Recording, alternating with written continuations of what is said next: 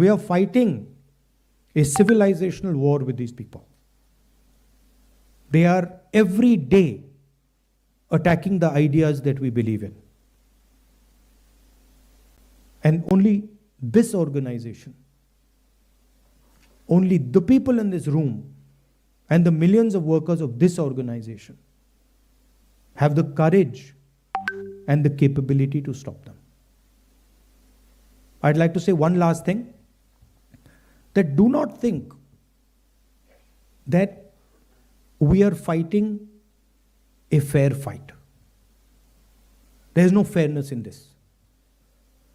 If you believe that we are fighting a political organization called the BJP, that we are fighting a political organization called the RSS, you have not understood what is going on. The BJP and the RSS have captured every single institution of our country.